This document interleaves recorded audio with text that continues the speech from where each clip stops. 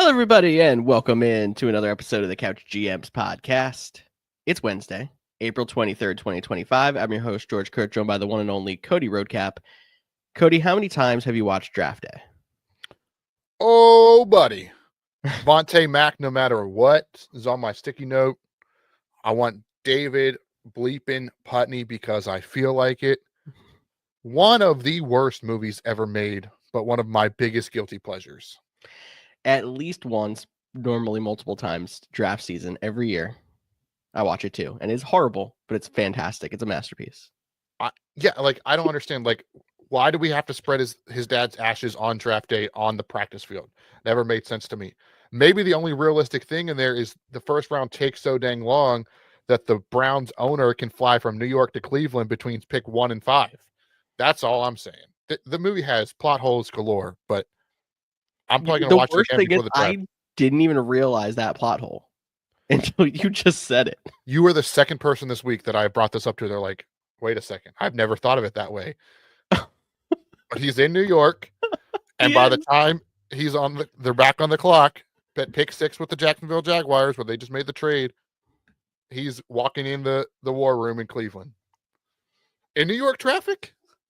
In New York traffic and on a plane, and then however far it is from the Cleveland airport to there.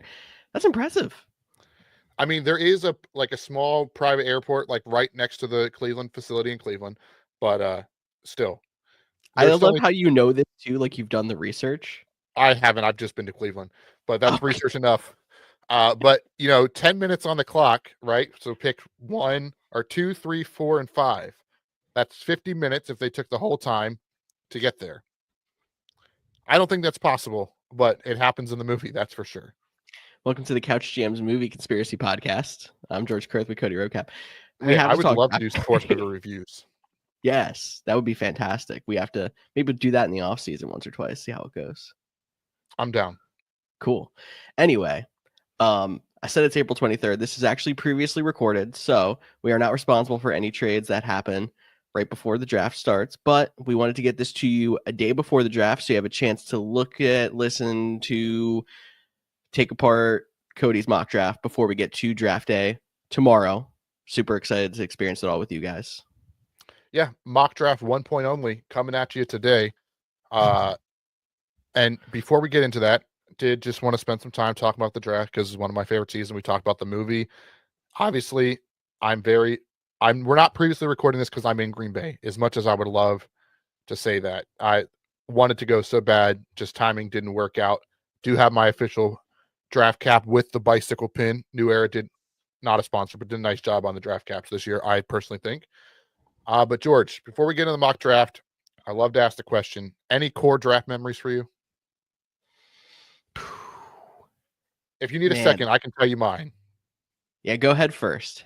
So I don't know if anyone, I'm sure people have experienced this, but I remember the first time I ever got in the draft, and maybe this is why it's been one of my favorite things ever. I've talked about it in previous episodes, fan of Virginia Tech. The name David Clowney. You probably never remember him. He played 4 seasons, barely made the roster.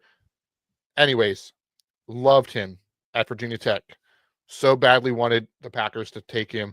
Watching on day 3, first time ever watching the draft, realizing what's happening. Ding, ding, ding. The Packers select David Clowney. Fan for life. So, David Clowney, you made a draft fan out of me.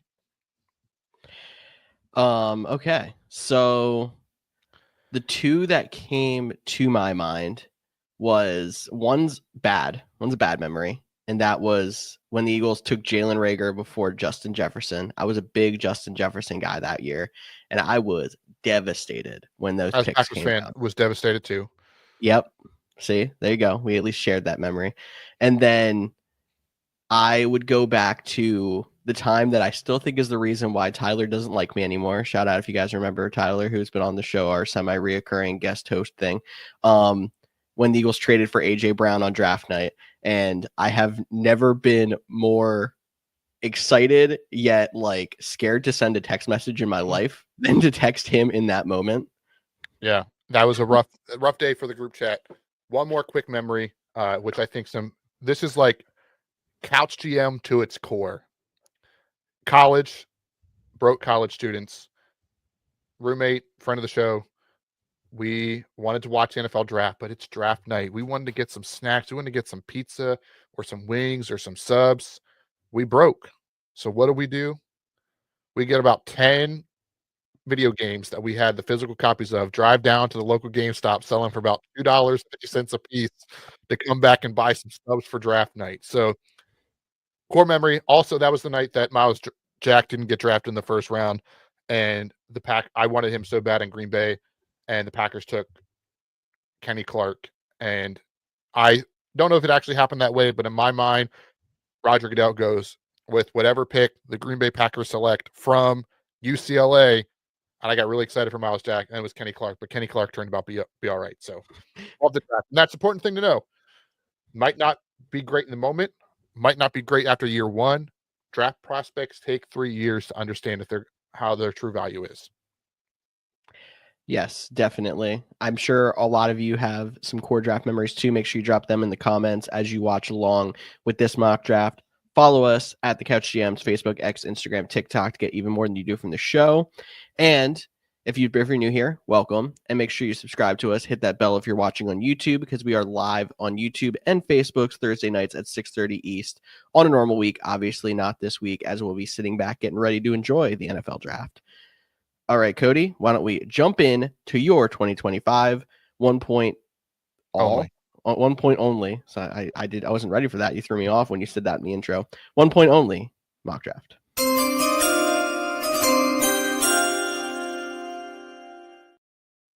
All righty. So this is a good time if you are listening to the podcast, head over to YouTube. If you want to follow along with the draft board and see the prospects, we are going to use PFF's draft mock simulator. That does not mean we are going to follow their big board to a T. You'll see some players. There will be trades in this one. And we'll see how it all plays out, but we are going to do some trades here. But let's get this up and loaded for you all. I'm going to throw it up on the screen. It means I got to unclick the previously recorded button. Hey, it's not live, but we're going to treat it like it's live. So there you go. But so how this exercise is going to work is I'm essentially, because I'm the draft fanboy of the two of us, I'm going to essentially be the GM for all 32 teams. George is going to provide his fan reaction feedback, tell me what picks he hates. But might be some scenarios where I'm like, hey, I'm really torn between these two players. What are your thoughts? That's kind of how we're going to go here. Let's get right into it as I start the draft. Tennessee is on the clock. And so we can sit here and talk for 10 minutes because that's what they're going to do tomorrow night. Yep. But we know you have places to be, things to do, and you just want to know. And by now you should know, you didn't catch his comments last week. Cam Ward saying Calvin Ridley's the best receiver. Traylon Burks is the number 4 behind only Jefferson and Chase. Pollard and Spears, best running back pair in the league. He's doing all the right things. Yes, I know he is a little bit lower on the PFF draft board, 21 overall, but we are taking him number 1 overall for the Tennessee Titans. And yeah, I think this is a no-brainer. I think this is the easiest thing. Like, I didn't even consider trading here at this point for Tennessee. I wouldn't rule it out. I think it's fascinating at the time of recording this that we don't have a single trade for round 1. It is every team has their first round pick. We haven't seen any movement. Maybe we'll see some between now and when this actually airs. But unless they're blown away with like 4 first round picks, I don't think they're moving off Cam Ward. I agree. I think he is, at least at this point, the most surefire quarterback in the class. They have been treading water at quarterback for a while now. You can even go back into some of the Tannehill years and say they've been treading water. Like, he was fine, but they're trying to find someone who can be a real difference maker there now. And this is their best shot having the number 1 overall pick. Pretty much a lock in my mind, too, that Cam Ward's going to Tennessee. Alrighty. And then I'm going to group picks 2 and 3 together because I think it is clear cut. 1, 2, 3 will be Cam Ward, Travis Hunter, Abdul Carter, or Cam Ward, Abdul Carter, Travis Hunter. I don't think there's any other debate for top 3 picks. It's which one goes where. Yep. And I know which way I'm leaning, but if you can talk me out of either of these 2 picks, so I'm going to present both. I'm going to present the case for the Browns. I know the GM came out last week and said, Travis Hunter has the potential to be a 2-way player, be a unicorn, compared him to Shohei Ohtani, which is like, if We see what he's done in baseball. If you get that in the NFL, is that worth the number 2 overall pick? The other option is Abdul Carter, the edge rusher from Penn State, which I know you're a big fan of. Pairing him with Myles Garrett. The Cleveland Browns don't do a lot of things very good at all. But if you have Myles Garrett and Abdul Carter on both sides, you have an elite pass rush, and we saw what the pass rush meant for the Philadelphia Eagles. They have still a lot of holes to fix, but the pass rush can start turning this team around. So for me, I'm leaning them going Abdul Carter. I think the flashy name is Travis Hunter, but I'm going to go Abdul Carter unless you think I'm missing something. I don't think you're missing something. I would say I think Abdul Carter is the best player in the class. And maybe if Hunter is successful playing both sides of the ball, he proves that wrong in the long term. But we've seen the impact edge rushers can have. We've seen the impact that 2 solid edge rushers on the same team can have. I think putting Carter across from Garrett is the best short-term option for the Browns. And you, at the least, you're getting, the second best player in the draft class? You're not losing with that pick either way. Yeah. All right. So we're going to take Abdul Carter at 2, which means we're going to just take Travis Hunter 3 for the Giants. Best player, they need cornerback help. And I think that's his better position. I think he plays wide receiver really well. And I do like in New York, the potential for him to be wide receiver is he doesn't have to be that guy too. They have Malik Neighbors. He can be the Devonta Smith to the A.J. Brown while still playing cornerback. I think this gives him the best chance to succeed at both positions. And I think the Giants, they just lost Saquon Barkley, who was a fan favorite. I think Travis Hunter instantly becomes another fan favorite. And we go on from there. And that is, like I said, picks 1, 2, 3. It is those 3 players. I don't think there's up for any debate at this point. The interesting thing that we're looking at when it comes to Travis Hunter is what they announce him as at the draft, on the podium at draft day. I'm expecting it to be cornerback as well, and obviously where he goes. And I think if he goes to the Giants, like you said, he'll play primary cornerback. He'll be out there most defensive snaps, and if he plays on offense, it's going to be a shift in and out. He's not going to have the ability to play almost 100 snaps a game. It's not going to happen. So he's going to have to sit at some points. It'll be a couple plays on defense. And I think it's going to be more plays on offense. So anybody that's out there trying to see where he's at in Dynasty, obviously we're going to know more after the draft, but I'm expecting it to fall where he's going to be more primarily on the defensive side of the ball. Yeah, and I'm interested to see what they call him too. And I do think there is, we assume that he can't play both because we've never seen it. I'm at least willing to give him the shot, but to how high of a level, which is also why I'm going to take the surefire guy at one position, then hoping that this guy's good at either positions, why I went Abdul Carter first. But on to the New England Patriots at pick 4. In a normal year where there was top-end quarterbacks, I would think that there'd be trade candidates here for them. Unfortunately, the quarterback situation, I don't think there is. I mean, maybe somebody could, but with the Jacksonville Jaguars having Trevor Lawrence, the Raiders having Geno Smith now, I don't think there's any reason to jump up for a quarterback. So I'm going to have to stay and pick. And they're hoping that somebody does trade up with the Browns or the Giants, and one of those 2 guys falls to them at 4. That would be a dream scenario for them. But they need offensive line help the most. So they're going to take tackle Will Campbell. I know he has a little bit of short arms, but I'm not worried about that. They take Will Campbell. We know the kind of coach and players that Mike Vrabel's going to want. He's going to want a physical guys, gritty, and that's what Will Campbell is.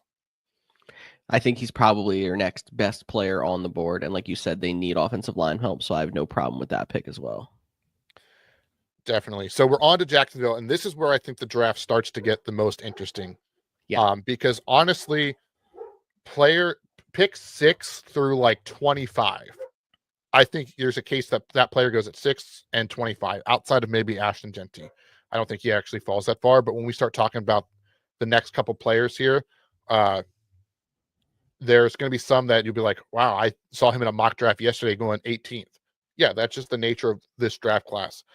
With the Jacksonville Jaguars, what are their needs? They could use a wide receiver, but it's too early for a wide receiver. I don't think they're going to take Tyler Warren this early, as they need tight ends as well, losing Evan Ingram. They have a new GM. They have a new head coach. The head coach comes from an offensive background. We saw what Liam Cohen's offense did with Bucky Irving. could Genty mean a lot to them? But they have Travis Etienne. They have Tank Bigsby. I don't think they go running back here. Their new GM comes from the Los Angeles Rams. They saw what a dominant interior defensive player could do in Aaron Donald for all those years. I think they go Mason Graham here at pick 5. George, what are your thoughts? I think that's probably my best guess as well. It just feels like it's a little too early for a lot of the guys that you're going to see as like the headliners in this part of the draft, because you have a couple wide receivers that are the flashy guys that people like love wide receivers. You mentioned Tyler Warren, but like I think they have a lot of holes to fill, and going somewhere like Mason Graham makes a lot of sense. Yeah, and again, if I think they're looking to trade back, maybe not for the next 3 second-round picks like they were doing in draft day. Yeah. But is this like a place where a team tries to jump up to get Ashton Genty? Is this a place where team try to jump up to get Shedeur? I don't think Shedeur, but I think Genty is definitely in play there. If they can move up, I just don't know if the value for a team like Chicago, San Francisco, Dallas that are there 10, 11, 12, is it worth, a first and a second and maybe a second next year to get up that far? Do they need 2 first for Ashton? As much of a great player he is.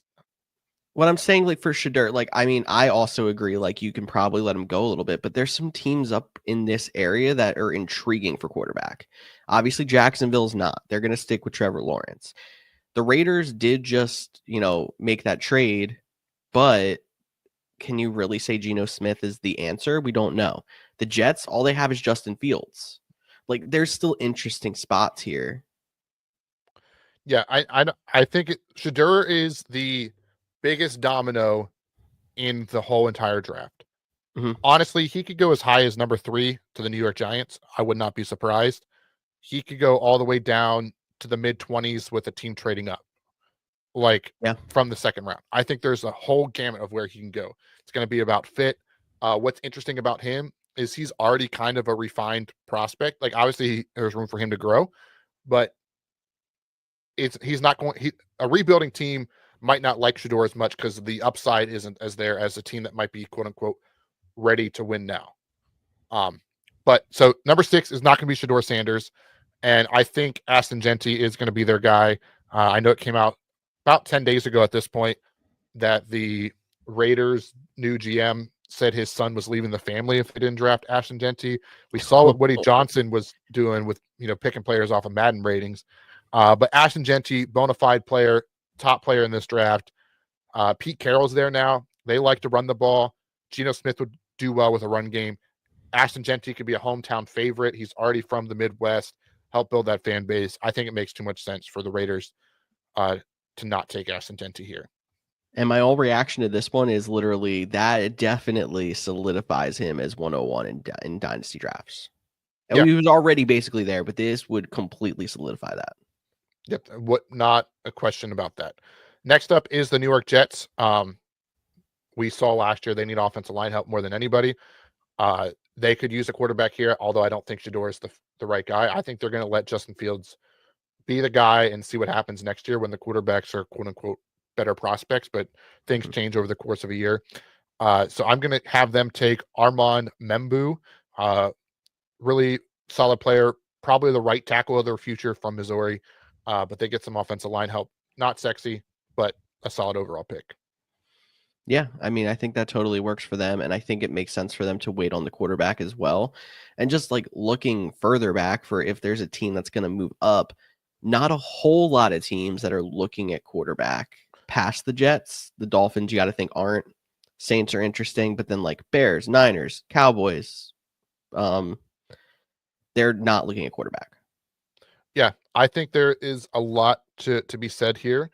At the pick 8, this is going to be a key spot for trades because of the Saints situation at Derek Carr. Does somebody want to jump them for Shedeur Sanders? Is it worth jumping him for Shedeur Sanders? You mentioned the teams right behind them, the Bears, the 49ers, the Cowboys, and the Dolphins are all guys that you would think have quarterbacks. So the next 5 picks have quarterbacks. How much do you want to spend to get up there? I think the Dolphins and the 49ers could be a surprise team, a la Falcons and Michael Penix. If they want to go up and get Shedeur, 49ers don't want to pay Brock Purdy. Dolphins are concerned about Tua. Surprise names, I don't think that happens. But just to get some trades on the board here, we're going to do a trade just for fun. Let's see if the draft simulator, they don't give it to us. So we are going to go ahead and make a trade here for the Dolphins. The Dolphins are going to trade up with the Carolina Panthers. So they're going to go from 13 to pick 8. Now, according to the Rich Hill trade chart, which is not what the official one for the league, but it's very close, what a lot of people refer to. The Dolphins are going to give up pick 13, their comp pick 98 and 116 for 8 and 230. So they're going to get a 7th round pick back. So they still keep their 2nd round pick, end of their 3rd round, 4th round pick, move up those spots. It's a risk because the player they might take might have fallen to 13. But they're not. They offered that trade. It was accepted. Perfect. I didn't have to force it here. And I think the news that broke last week that they are going to potentially trade Jalen Ramsey. Let's go get his replacement. They need secondary help. They let Javion Holland go. They're going to go get the most versatile and the best cornerback in this draft class, and Jahdae Barron. If they're going to move on from Ramsey, I think that's a great move. I think people are going to be very intrigued on draft night if they move up to jump the Saints, because they're going to be like, what exactly are they thinking? But they're not necessarily coming here to jump the Saints. They're just trying to get the cornerback to fill. And I'm interested also to see if Ramsey ends up as part of a trade to move up, or maybe just gather future draft picks or whatever on draft night, now knowing that he is up on the trade block. Yeah, I think that's worth noting. And like I said, there's a good chance Jahdae might have been there at 13, and the player that the Panthers get, they could have just taken at 8, but maybe the trade makes sense for both sides, or maybe they throw in Jalen Ramsey as a part of that, and they don't have to give up that 3rd round pick, or who knows? We'll have to wait and see if something moving, just to get the boards moving. But the New Orleans Saints at pick 9, pivot point in this draft. Will they take Shedeur Sanders now with the Derek Carr news? That is going to be the biggest question. Does Shedeur want to go to New Orleans? That's another question. They're in cap purgatory. They're not yet ready to compete right now. Is he the best fit? I don't know if the answer to any of those questions is yes. But because of this Derek Carr news, New Orleans is a big city. They just had the Super Bowl. I'm going to give them Shedeur Sanders. If you want to talk me out of it before I click on it, feel free. See, they're just the hardest team to figure out what to do with because they're so far in cap purgatory. They have some needs, but I honestly think that they still have talent on that team, and finding a quarterback that could fill in would do them wonders. So I don't hate the pick. The fact that you have Carr going to IR helps you a little bit with your cap situation. I believe a lot of his cap gets wiped out if he gets put on injured reserve.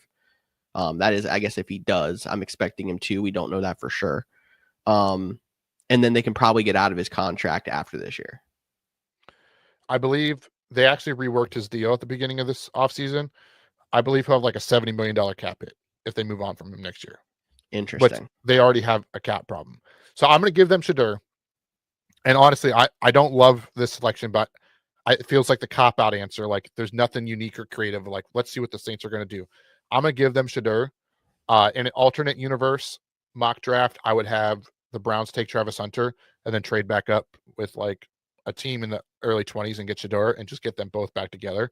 I think that'd be a lot of fun. But he's going to be a Saint top 10 pick, go to the Saints. Interesting that his dad played for the Falcons in that rivalry. I think that'll be fun. Not that that has anything to do with the draft, but to round out the top 10, we have the Chicago Bears. And I think this is probably if Ashton Genty is there, doesn't go, I don't think he gets past Chicago. I think he's gone by then, but I don't think he gets past Chicago. They need defensive line. They need safety.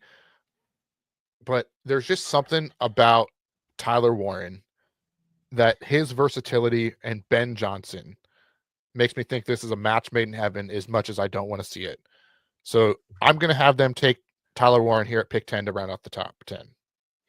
And I'll say, because their team is pretty solid at this point, like they've still struggled. They had their coaching issues, but they have a lot of talent. Tyler Warren makes that offense a it's scary. Yeah, I mean, I know this upsets you as a It Colts does. Mets fan. No, You said it does. That's all I heard. That's what the viewers not heard. for that reason. Thank you. But some people have compared him to Sam Laporta. I think he moves a little bit differently than Sam Laporta, but that key cog in the middle of the field was a big part of the Lions offense the last couple of years. Mm-hmm. Get a reliable safety blanket for Caleb Williams. I think at this point, it makes too much sense. You saw what Brock Bowers did for last year. Tyler Warren is a similar breed player. Let's give him to Chicago, and hopefully they don't ruin him like they do a lot of their other players. Amen to that. We're out of the top 10. Pick 11 is San Francisco, which I think is also another very interesting spot with how they've almost had a fire sale this offseason. Yeah, they did, but I still think they're a team that's ready to compete. Yes. They're not. I think they're retooling, not rebuilding. And I honestly think some of the Jahdae Barron trade up was to beat the 49ers. I think the 49ers would take Jahdae Barron in a heartbeat. So they were, they had to move up 2 more spots to get them because Carolina was willing to move down in our simulation. But it's not always the team right behind them that you're jumping. It could be a team or 2 away. But he's not there.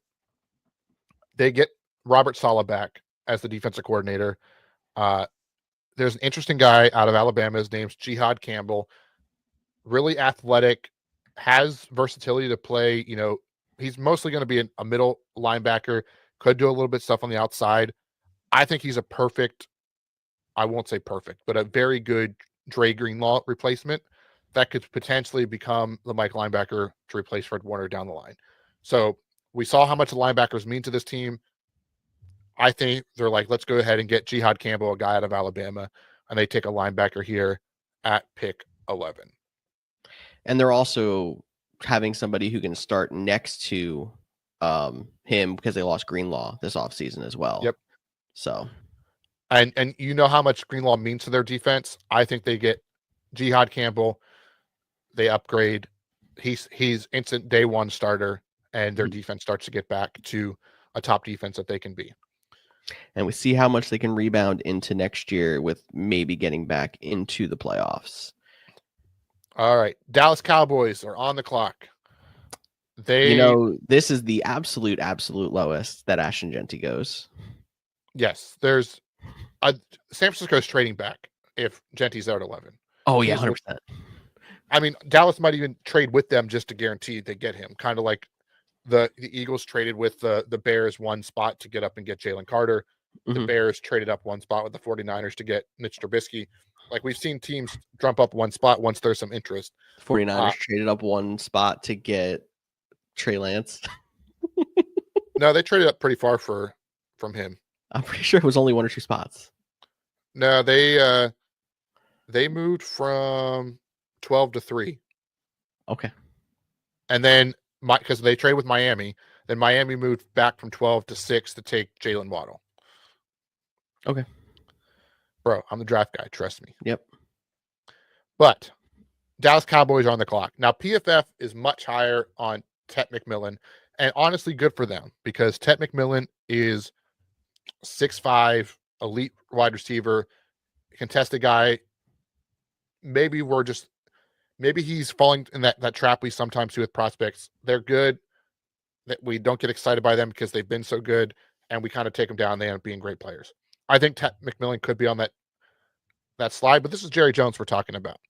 They're taking a wide receiver, but he's going bold. He's going flashy. He's going for the fastest running back in the NFL draft combine this year. Staying in Texas, wide receiver Matthew Golden for the Dallas Cowboys. I actually kind of feel like I like Golden better as a fit than McMillan in Dallas because they already have CD Lamb. Not saying that McMillan and Lamb are the same player, but they're a lot more similar. So you're getting a little bit of thunder and lightning at the receiver position by going with Golden. Yeah, I think that plays a factor into it as well. I think they pair up nicely. And Matthew Golden is on the pick. So that's the top 12. Everyone wants to see what Dallas is doing. We are going to start picking up the pace a little bit quick because we are 30 minutes in already. And once I start talking draft, I can talk forever. And I know you got places to be. You want to do your own mock draft simulation. So pick 13 is now the Carolina Panthers. They were originally on the clock. I have no idea why PFF has this guy so low that I have to scroll down. I think they would have taken him at 8. That is Jalen Walker out of Georgia. Eagles fans are screaming because there's not a Georgia player for them to draft now. I mean, maybe there is. We'll have to wait and see. But Jalen Walker, very high upside, versatile, has some of the similarities that Jihad had that can play both inside and outside, but I think he's a better outside player. I think he would fit great in that Carolina defense as they continue to build on there, which brings us to the Indianapolis Colts, which means we're going to make another trade. Hey, we got another trade here, and Matthew Golden just went, so wide receiver came off the board. Seattle says, hang on, not enough. So I might have to force this one, but Seattle is going to offer 18 and 92. So their second of their 2 third-round picks, I believe, for 14 and 232. Let's offer this trade. The trade was accepted. Again, didn't have to force it, which means it's good value. They're on the clock. They lost DK Metcalf. Yep. Now, Tet is not as fast as DK was, but he's a big body receiver. He'll complement the slot inside play of JSN. JSN becomes that kind of all-around that goes between inside and outside. They get Cooper Kupp in the slot as well, but they get Tet McMillan and now Sam Darnold's new target. I like it. And you can also argue you could be jumping Atlanta, who could be thinking wide receiver potentially at that point to help build up that offense. So that's a good spot. Good trade if Seattle pulls that one off. And I think they're right back in, contention with a solid offense if they're able to grab a solid wide receiver in the first round. Yeah, I don't know if Atlanta would have taken him because he's gotten some Drake London comparisons. Do you want 2 of the same body types It's fair. out there? But I think it could have been in play. But I think Atlanta is finally going to I'm not going to say right their wrong because they might have a new starting quarterback in Michael Penix, but everyone expected them to take an edge rusher last year in the first round. They didn't. They need edge desperately.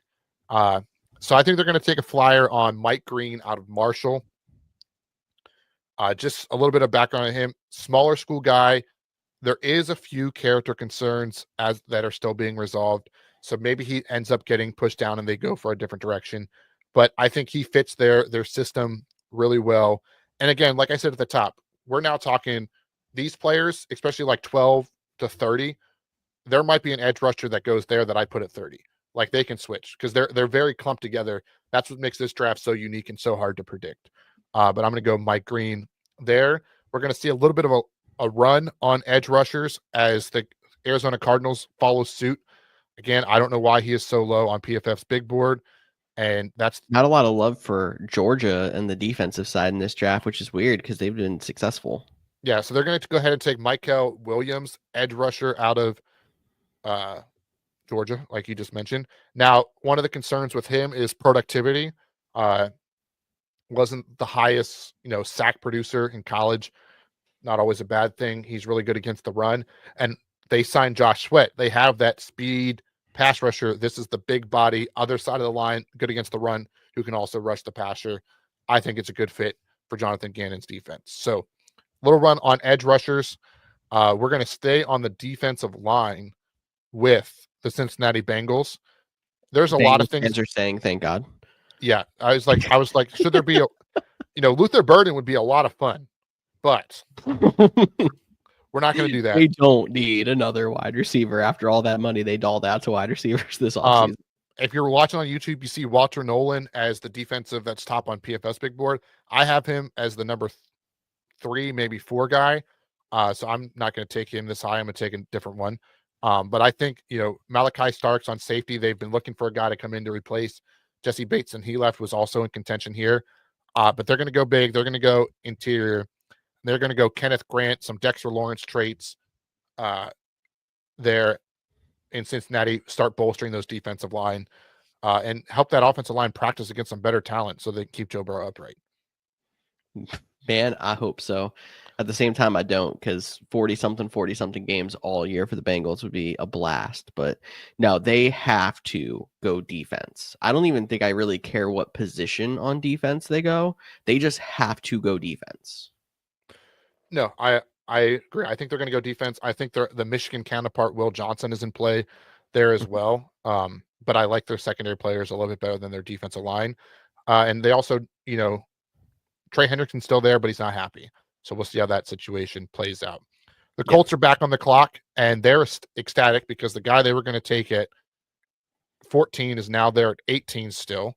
And that is another Michigan player, Colston Loveland, the second tight end, making an appearance in the top 20. They need a tight end desperately, whether it's going to be Daniel Jones, Anthony Richardson, whoever. Add him, a solid, reliable option, versatile. Love this fit in Indianapolis for Colston. I love they were able to pick up some extra picks. No, definitely. That would be a dream scenario for the Colts. And I think it helps with their run game a little bit, but their pass game a lot, having a reliable check down target for Richardson or Daniel Jones. I 100% agree. Pick 19 is currently the Tampa Bay Buccaneers, but I feel like a trade coming in here. So let's see. We're going to have the Houston Texans. We're going to go to the Houston Texans come up from 25 to 19, which means the Texans are giving up 25, 89, and 241 for just 19 just by itself. Trade accepted again. Look at me nailing the values of these trades. So Texans are on the clock. They traded away Laramie Tunsil. They've made some other questioning moves. They're going to go get a player here. Again, a little bit lower on their board, but 20th overall at pick 19, Calvin Banks Jr., tackle out of Texas, who will probably start at tackle, but if he's not, doesn't do there, will make an exceptional guard. So they get some versatility there. They need offensive line help. They need to keep up CJ Stroud. Again, another Texas player staying in Texas. So I like the fit a lot for Calvin Banks Jr. Again, he could be there when they originally picked, but we're going to make him go up and get him. Yeah, no, I think that is a totally fine pick and fine value, and if they have to move up to get him, because that's the one big need in my mind is offensive line for the Texans. Yeah, and that brings us to the Denver Broncos. If you listened to our running backs episode last week, you might have heard me tease this pick. Honestly, the Broncos were a surprise last year. There's not a ton of needs on this team. They added some solid veterans. And so I think guys like Walter Nolan are in play. Obviously, anytime you can add secondary pieces to Patrick Surtain, reigning defensive player, you have to do it. But I talked about the running back episode of Marion Hampton. I think his fit would be great in Denver. And I think if he goes to Denver, it solidifies him as the number 2 pick in Dynasty this upcoming season. I would agree with that, and I think this is a good landing spot for him. And there's other running backs in play as well if Hampton happens to go sooner to another team in the actual draft. If Hampton goes, I think they won't go running back. They'll just take. They can wait till round 2 or 3. Yeah, and then that player becomes interesting because of the opportunity there. Definitely. As well. That brings us to the Pittsburgh Steelers. This is another pivot point. Steelers, yeah, because I mean, this is one of the places that Shedeur was recently visiting, keeping that option open. As of the point of recording this, Rodgers has not made a decision. Pittsburgh's obviously the first choice there. Yeah, and I don't think Rodgers is going to make a decision before the draft. So I think if Shedeur is here, he is. Fix your mic a little bit, Cody. I can hear you, but a little bit low. Okay. There you go. Good. If Shedeur's here, I think it's the pick. But Shedeur's not here. So I got to find a different player, different option. And that's where I'm going to go with Malachi Starks, the safety from Georgia. They need some safety help. His ADP and other mock drafts is right around this pick, but he's 9 on PFF's big board. So that's a great value, at least in their opinion. So we'll go ahead and give them Malachi Starks. Another solid piece on a solid Pittsburgh defense. That's all I can say about that. And, they also, there's the rumblings of wanting a new deal, what's going to happen there. So that'll be a fascinating one to see how it plays out. The Chargers are on the clock at pick 22. I promise I didn't make this pick just because of their head coach, but he also does play a factor into it. Cornerback Will Johnson from Michigan is going to be the pick here. They didn't bring back Asante Samuel. They did sign Dante Jackson in free agency, but to a 1-year deal, so it wasn't like a big thing. Will Johnson has a little bit of an injury bugaboo. That's why he's even here. Honestly, if he was healthy, he's probably a top 10 pick. So the Chargers just getting a solid piece at pick 22, and there's no person that knows them better than Jim Harbaugh. The coach definitely plays a little bit of a factor in there. And if some team's not going to take a chance on him before that, that's a good idea of like, oh, he's not going to fall past here. Yeah. And I think the Packers at pick 23 are kicking themselves right now because they were hoping for Will Johnson as a potential fit for them. Obviously, they're not going to have Christian Watson, so we could start looking at wide receivers. I really like Luther Burden. Emeka Ibuka is down there. There's some other guys we could talk about. But this is the Green Bay Packers we are talking about. So they're going to take an edge rusher that is an elite athlete that is also low college production. I believe he had 4 sacks in his college career.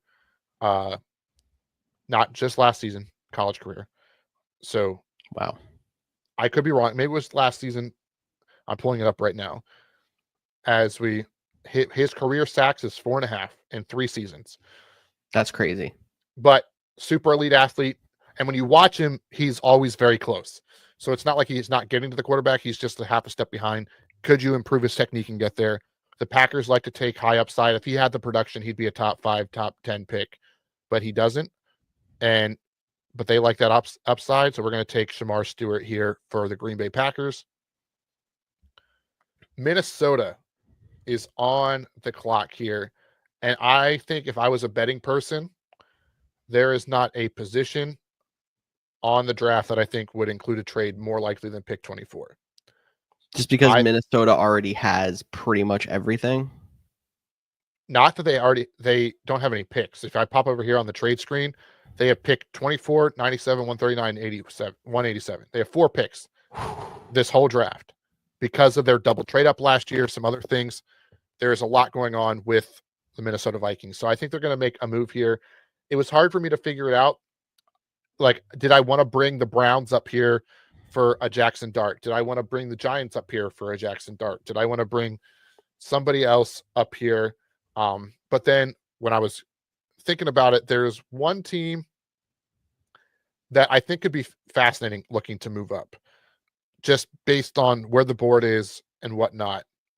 And that is the Kansas City Chiefs. So for 24 and 187, the Kansas City is going to give up 30. That's the Buffalo Bills. Got to change this to Kansas City Chiefs. 31, 95, and 133. So they're going to get to keep their 2 picks in the 60s, but they're also going to, they're going to move up a little bit. We're going to offer this trade again. Luckily, it was accepted despite them not showing quote unquote interest. And when you think about the Kansas City Chiefs, you think offensive line, they need help, obviously. But when you think about the Chiefs, if I asked you what their most important player on defense is, you would say Chris Jones. Yes. He's getting a little bit older, getting up there. Why not go get a guy in Walter Nolan who is a pass rusher, but needs some refinement, but can learn under Chris Jones? So give me Walter Nolan in Kansas City to be the heir apparent to Chris Jones. Maybe that's a surprise to some people. I really like the fit, and that's what we're going to go with. I like the fit. I think it's a little bit of a surprise because I was expecting offensive line as well, and there hasn't been a lot of offensive linemen off the board so far, so there's definitely those guys out there that have a shot, but I like the fit. Alrighty, which brings us to the Tampa Bay Buccaneers, who were originally the 19th pick. I had to confirm that. They are now on the clock at pick 25. Donovan Ezeraku is one of my favorite players. He is the complete opposite of Shamar Stewart. He has like 40 sacks in his college career. He has the production. Boston College technician, will do wonders in Todd Bowles' defense. So moving back and still getting a guy of his level at pick 25 is great. Would not be surprised if come tomorrow he is much higher drafted. But where he's at right now, I'm going to take Donovan Ezeraku.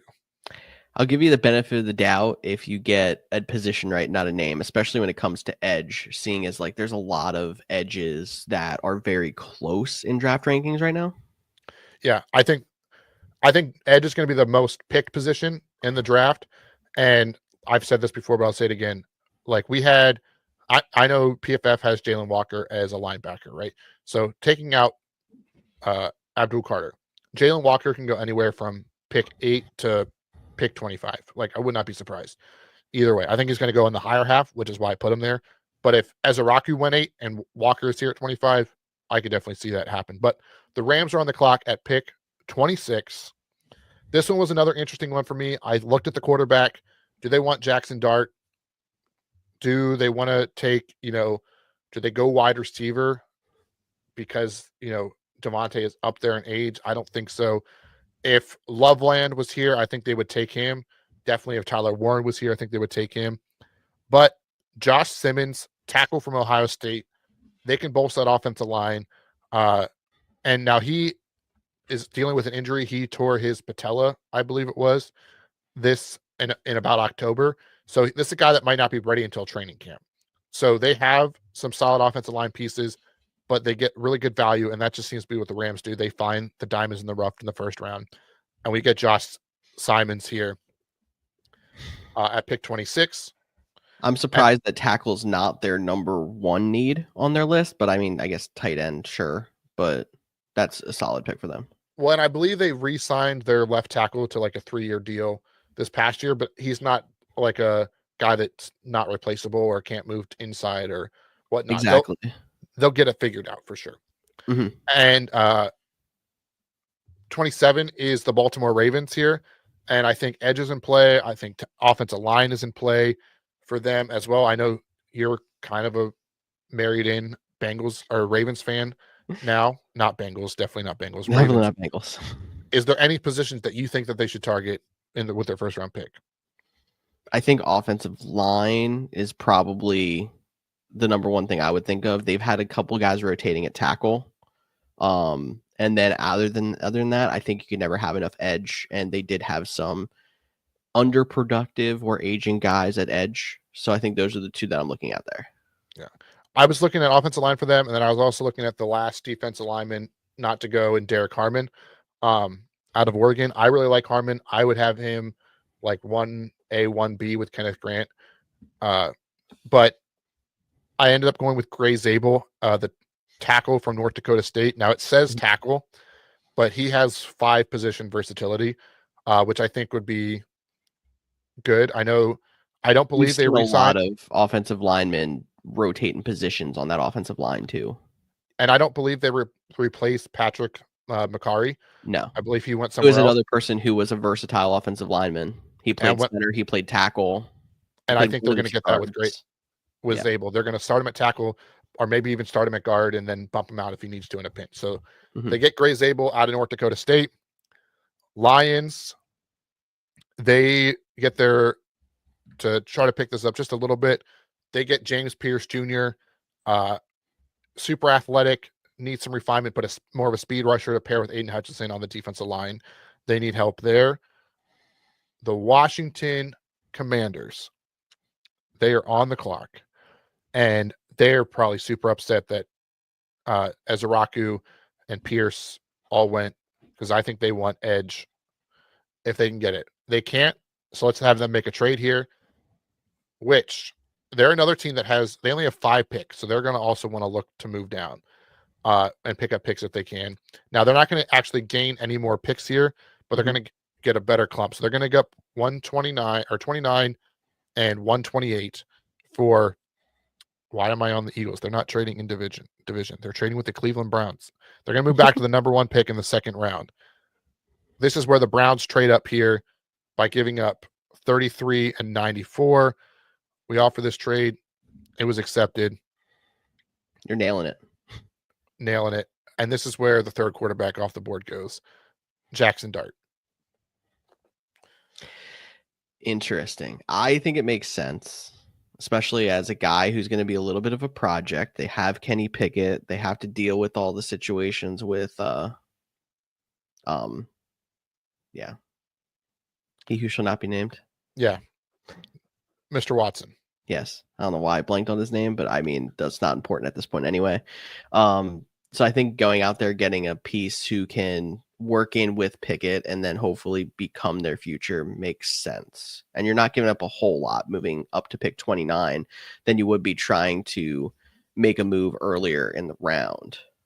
Yeah, and or honestly, taking somebody over Abdul Carter who's just, a solid piece. Like I said, I think if Shedeur was still available, they could have looked to move up even further. Mm-hmm. He wasn't in our situation. They might be willing to risk it with Jackson Dart falling to the second round since they have the 33rd pick, and potentially getting him or the guy out of Louisville, or maybe Jalen Milroe if that's the way they want to go. But they just get their guy. They only had to go up a couple picks to move up 3, and I like that spot. That's a trade we've seen happen a million times where somebody moves up into the bottom 4 picks of the first round to get a quarterback. Also because they get the 5th round option of the first round pick. If they wait till 33 to take him, they don't get that for that 5th year option on his contract. All right. Then surprisingly, we've only had 2 wide receivers taken in the first round. Decent wide receiver class, at least. I think the second round is where the true value for these wide receivers are. I would not be surprised if Burden goes higher or Ibuka goes higher. And I'm debating one of those 2 for the Buffalo Bills. And I just think Burden fits really nicely with Keon Coleman and could be a star with Josh Allen. So I think they're ecstatic that he is still there. Luther Burden to the Buffalo Bills. I like it. The Minnesota Vikings are on the clock. They traded back from 24 to 31. Wouldn't be surprised if, someone wanted to trade up for another, if they would move back a couple more spots just to regain some picks. Not going to do a double trade here. I talked about him a couple minutes ago. That is Derek Harmon. I think he's an elite prospect. He's a very fun name to watch. Again, I do not know why he is so low on PFF's big board that I had to scroll that far for him. He's below Beck even. That's crazy. Yeah. He might go top 20. Yeah. Like he might be the Pittsburgh Steelers pick, but he's 42 on PFF's big board right now. But we're going to fix that, and he's going to go 31 to the Minnesota Vikings. So honestly, the Vikings, Bears, and Lions, and the Packers have all had good picks to make that division even more competitive than it was last year, which brings us to the reigning Super Bowl champs at pick 32, which I thought long and hard about having them trade up for somebody. Yeah, from Georgia, right? Could they have traded up for a Malachi Starks? Could they have traded up for a Michael Williams if he falls, or a Jalen Walker? Who knows? Mm-hmm. George, you are the resident Eagles fan. Is there any positions that you think are the biggest need? Because I see wide receiver down here as a need, and I get that, AJ Brown's rumors are there, Devonta Smith. I don't get that. No, because they have Jahan Dotson still in house for another year as well. I think if they trapped a wide receiver, especially this early, that's absolutely insane to me. I think they're looking defense pretty much exclusively, and I think they're looking either safety or edge. Yeah, I think that's where I am leaning to with them. I thought maybe if they wanted to be elite lockdown, they could look at a guy like Trey Amos at cornerback, or maybe take the flyer on an injured guy in Benjamin Morrison. And they could do that knowing that they have some guys that can kind of play mesh safety, or guys that play in the slot. So, because they took 2 last year, but Cooper is a safety slot corner. Safety slot corner, exactly. They could use another boundary guy to replace Darius Slay. But because they took Quinyon in the first round last year, I'm going to give them an edge rusher because they lost Josh Sweat. I think if Derek Harmon was there to replace Milton Williams, they would love that too, but he went 1 pick before them in our simulation. So I'm going to give them Nick Scorington from Texas A&M, Shamar Stewart's teammate. Scorington, another guy that disappointed in 2024, had a really good season in 2023 when he played at Purdue. Transferred to Texas A&M because of the transfer portal. Didn't have a great season, but they also play a weird kind of defense. So Nick Scorington, I think, could be a guy that we're looking back in a couple years is like, oh, why did he not go higher? And that sounds like an Eagles pick. That does sound like an Eagles pick. I mean, I joke about like them taking guys from Georgia all the time, but I think they're probably going edge unless like Malachi Starks is there. It seems like a guy that in my head, and I guess from the little bit I've heard, seems like someone they're interested in. But they're looking defense, I think, regardless. There's also, I can't remember how to pronounce his name. There's a safety from South Carolina that could also be in play there. It's a really long last name, which I will not love having to text that out when he makes a big play or something like that. But he could be an interesting prospect there as well. But that pretty much wraps up the draft. I will roll through this really quick in like 60 seconds of the picks. I'm not going to say the number. I'm just going to say the team and where they went. So Tennessee gets Cam Ward. Cleveland gets Abdul Carter. The Giants get Travis Hunter. Patriots get Will Campbell. Jaguars get Mason Graham. Raiders, Aston Genty. Jets, Armand Membu. Dolphins trading up, get Jahdae Barron. The Saints get Shedeur Sanders. The Bears get Tyler Warren to wrap up the top 10. Jihad Campbell goes to the 49ers. Matthew Golden to the Dallas Cowboys. Jalen Walker to the Carolina Panthers. Tet McMillan to the Seattle Seahawks.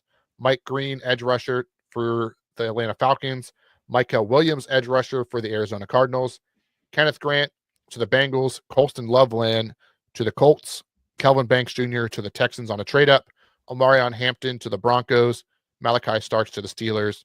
Will Johnson reunites with Jim Harbaugh. That was funny. To the Los Angeles Chargers. Shamar Stewart to the Packers. Walter Nolan on a trade-up to the Kansas City Chiefs. Donovan Ezaraku from Boston College to the Tampa Bay Buccaneers. Josh Simmons to the Rams. Gray Zabel to the Ravens. James Pierce Jr. to the Lions. Jackson Dart makes his appearance in the first round as the Browns trade up for him. Luther Burden to the Bills. Derek Harmon to the Vikings. And Nick Scorton to the Philadelphia Eagles. And that is the Couch GM's mock draft 1 only. We made it. We made it. And under an hour. That's a lot of work. For under an hour, it's impressive. It's a lot of work for you. Appreciate everything you put in. Love getting your inside input on how you think round one's going to go. And I like a lot of the picks that you made. Some of my favorites, Hampton, if he falls down to the Broncos, that's a fantastic pick. The Chiefs trading for Walter Nolan, I could see that happening. Maybe it won't, but I think that's a dream, a very good fit for the Chiefs there. Despite me thinking they were going to go offensive line, you convinced me.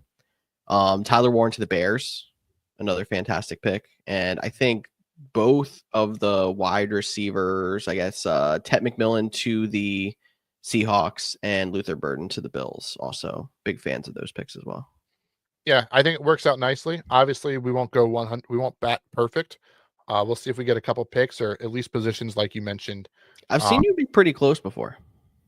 Maybe this isn't the draft to be pretty close. There's a couple of names that can really switch, but I've seen you be pretty close. Yeah, we'll have to, like I said, this draft was one of the hardest for me just because of the players are like clumped together. Like you have Abdul and Travis, the top two blue chips. Obviously, you have Cam Ward's the top quarterback. Then you have like Genty, which is a big wild card. Then a bunch of edge rushers are all grouped together. Where do they go? What are teams' preferences? A lot to work out and play on. But that will pretty much wrap up this episode of the Couch GMs podcast. So as always, thanks for listening and following along with all that we do. Let us know in the comments.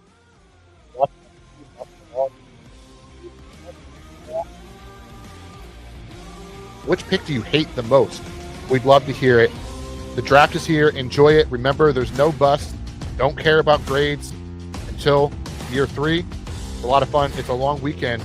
Make sure you're following along, and we'll be posting updates and reacting the following Thursday. I'm Cody Rosen. That's George Kirk, and we'll talk to you all next week.